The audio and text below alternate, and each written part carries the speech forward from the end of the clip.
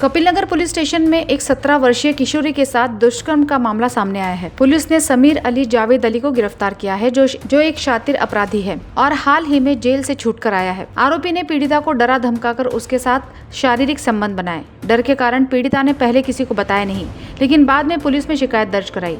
Police ने मामला दर्ज कर आरोपी को हिरासत में ले लिया है और आगे की कानूनी कार्रवाई जारी है। पोलीस स्टेशन कपिलनगर मध्ये गुन्हा दाखल करण्यात आलेला आहे। या गुन्ह्यातील जी विक्टीम आहे ती 17 वर्षाची आहे आणि ती ज्या भागात राहत होती त्या भागात एक सराईत गुन्हेगार पण राहत होता आणि तो तिला जबरदस्तीने बघणे, जबरदस्तीने तिला अपोज करणे असा प्रकार घडत होता आणि तो रेकॉर्डवरचा आरोपी आहे आणि त्या आरोपीच्या भीतीमुळे तिने आज मला सांगितलं नव्हतं।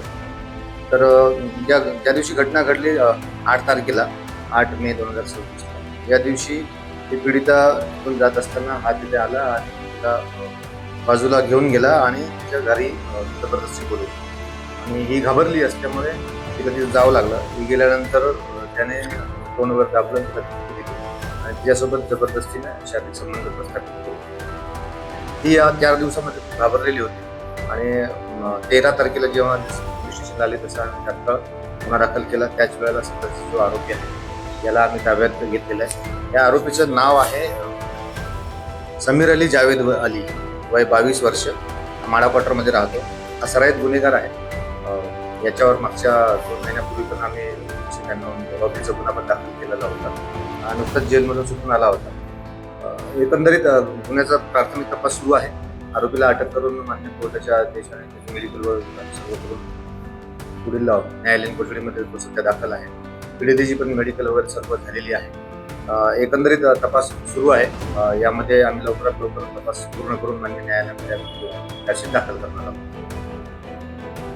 बरोबर आहे, आमचे मान्य पोलीस आयुक्त doctor Ravindra Kumar single sir यांच्या संकल्पनेतून संपूर्ण नागपूर शहरामध्ये प्रत्येक पोलीस स्टेशनच्या हद्दीमध्ये पोलीस दिदी हा उपक्रम आम्ही राबवित आहोत। पोलीस दिदीचं जे मेन काम आहे ते आहे की आपल्या जे लहान मुलं किंवा मुली आहेत यांना त्यांच्या परिसरामध्ये जाऊन त्यांना कायद्याविषयी ज्ञान देणे, तसेच मोबाईल वापराबद्दल पण त्यांना ज्ञान देणे आणि आमच्या पोलीस स्टेशनला एक महिला पोलीस उपनिरीक्षक सोबत 2 महिला कॉन्स्टेबल पण आम्ही त्यांना दिलेले आहे। आम्ही दररोज कुठे क्लासेसमध्ये, ओपन स्पेसमध्ये, गार्डनमध्ये, एखाद्या